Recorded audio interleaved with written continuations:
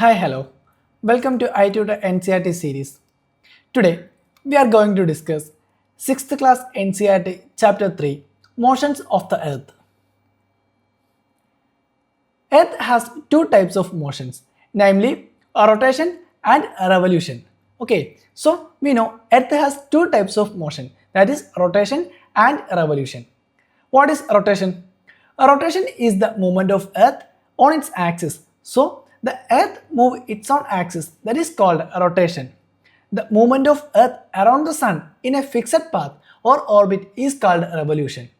So Earth rotates on the Sun, rotates around the Sun in a fixed path, that is called orbit, that is called a revolution. Okay, so first one is rotation. What is rotation? Rotation is the movement of Earth on its axis. So Earth moves its own axis, that is called rotation, and the movement of Earth around the Sun in a fixed path or a orbit is called a revolution.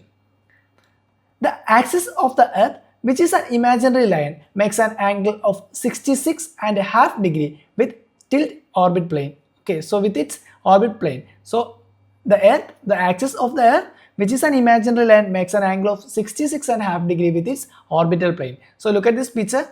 We can see the Earth.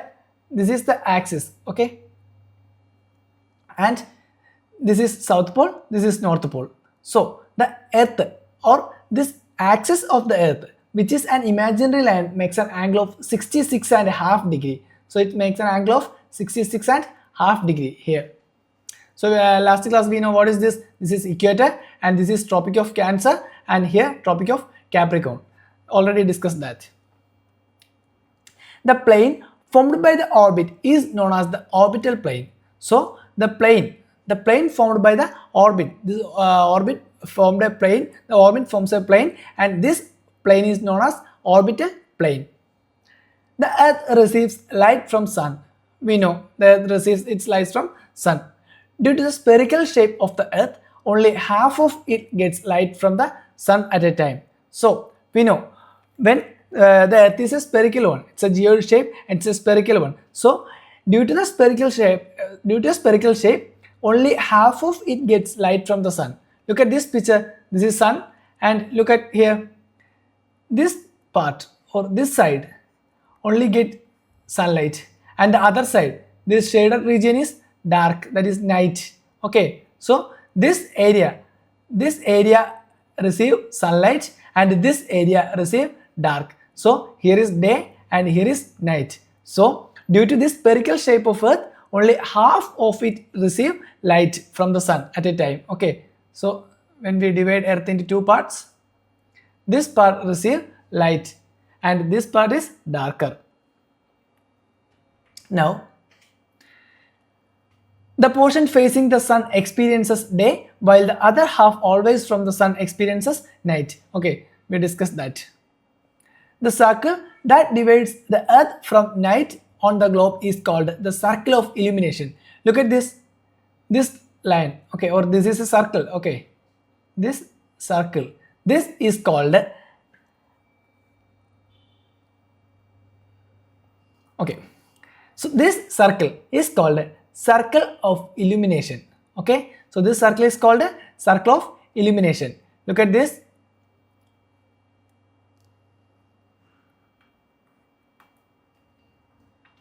This circle, okay, this circle is called a circle of illumination, which divide Earth into two parts.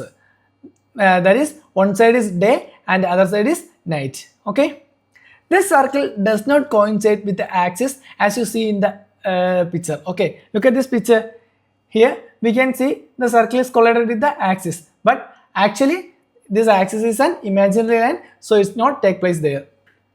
The Earth takes 24 hours to complete one rotation around its axis. So the Earth takes 24 hours to complete one rotation. For one rotation, the Earth takes 24 hours, that is 1 day.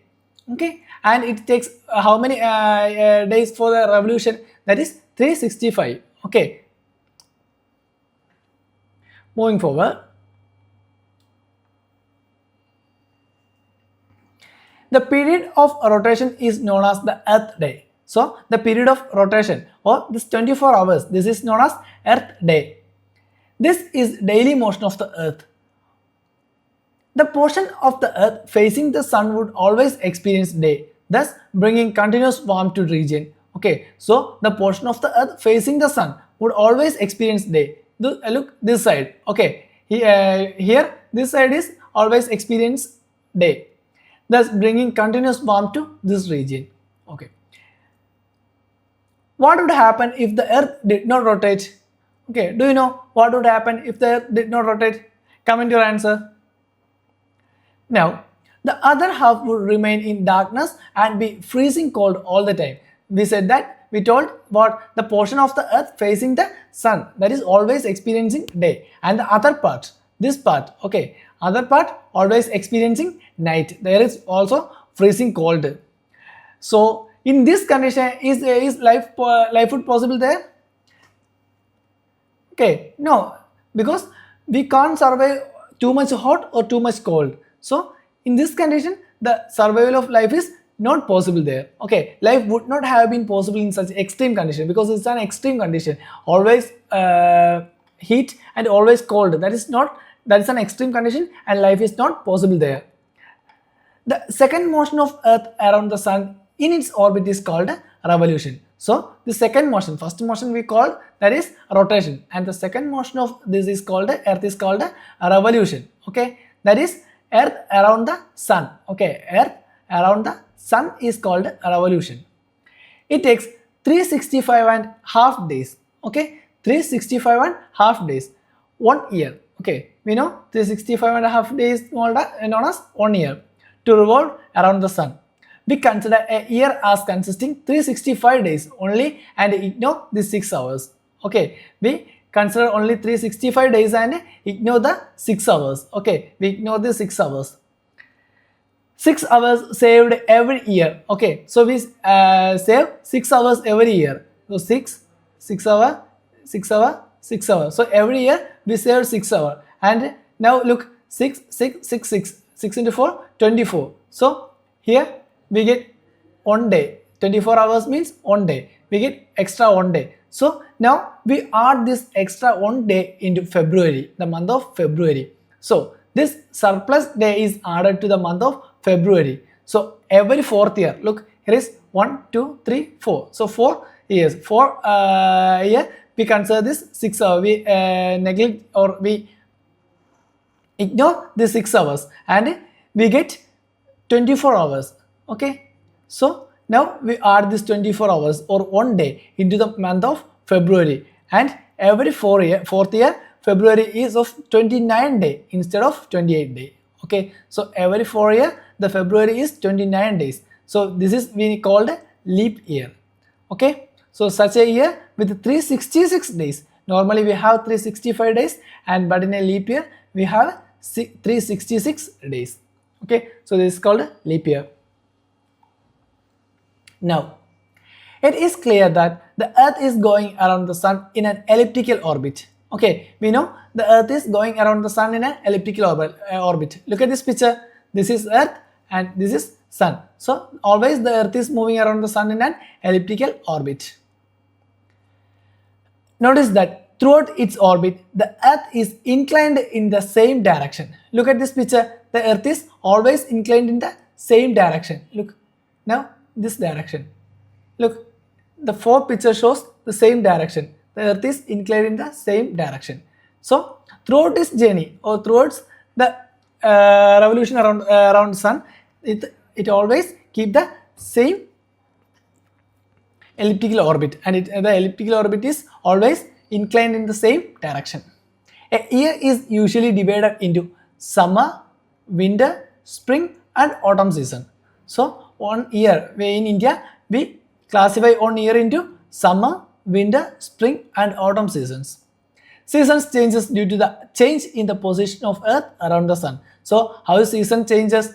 The season changes due to the change in position of the earth around the sun. On 21st June, this is important, on 21st June, the northern hemisphere is tilted towards the sun. Look at this picture.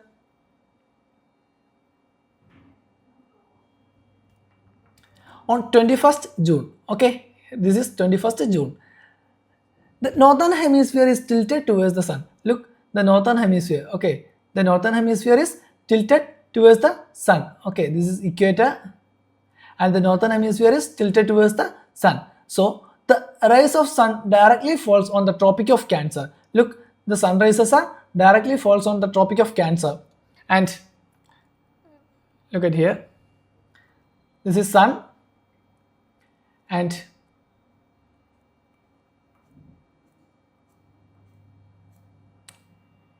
this is earth. Okay, axis, and this is equator. Okay, 0° equator. June 21st. What happened? Look, the sun rays are directly falls on the Tropic of Cancer. Or this is Tropic of Cancer. Okay, 23.5° north. That is Tropic of Cancer. 23.5° north. Tropic of Cancer. So the sun rays are directly fall in this region. Okay, then what would happen? When sun directly fall on this region, this area, okay, or this shaded area receive more sunlight. Okay, this area receive more sunlight than other area. Okay, that is this area. So always here is always day at that time. Okay, so look at this. The rays on the sun falls directly on Tropic of Cancer. As a result, this area receive more heat. Okay, so this area receive more heat. Look at this picture. This area receive more heat. The area near the poles receive less heat as the rays of sun are slanting. Okay, we know because the earth is always in a slightly tilted mode. So always the area near poles receive less heat as the rays of sun are slanting. The North Pole is inclined towards the sun, and the places beyond the Arctic Circle experiences continuous daylight for about 6 months. So Arctic Circle, okay, the top region is known as Arctic Circle, that is 90° north. This area always receive heat because this area is tilted towards the sun. So in this time, on June 21st, the North Pole is inclined towards the sun, and the places beyond the Arctic Circle experiences continuous daylight for the 6 months. Okay, for next 6 months, the Arctic Circle experiences continuous daylight. Since a large portion of northern hemisphere is getting light from the sun, it is summer in the region of north of equator. So the North Pole experiences, or North Pole receives more heat. So this is summer in the northern hemisphere. The longest day and the shortest night at these places occur on 21st June. So on 21st June, these places experience longest day and shortest night. At this time, in southern hemisphere, all these conditions are reversed. Okay, in southern hemisphere, what happened? Because it is the opposite direction of sun, and it does not receive much sunlight. So this area is always in a dark, or always receive night. So the nights are longer than the days in southern hemisphere. This portion of the earth is called the summer solstice. Okay, so this time on June 21st is called summer solstice. Okay, now moving forward, do you know that Christmas is celebrated in Australia in the summer season? On 21st March and September 23rd, direct rays of sun falls on the equator. Okay, on 21st March and September 23rd. Look at these two pictures. 21st March and September 23rd. On these days, the sunlights are directly falls on two sides on the earth. So here, both northern hemisphere and southern hemisphere receive same amount of sunlight. At this position, neither of the poles is tilted towards the sun. So the whole earth experiences equal days, okay, and equal nights. So whole earth experiences equal days and equal nights.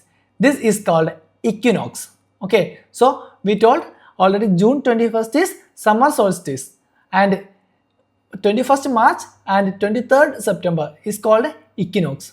On 23rd September, the autumn season in northern hemisphere and spring season in the southern hemisphere. Okay, so 23rd September in northern hemisphere it's autumn season, and in southern hemisphere it's spring season. The opposite is the case of 21st March, when it is spring in northern hemisphere and autumn in southern hemisphere. Okay, the same opposite is happened in 21st March, that is when it is spring in northern hemisphere and autumn in the southern hemisphere. Okay, so that's all about today. If you have any doubts, you can comment below. For more videos, do like, share, subscribe.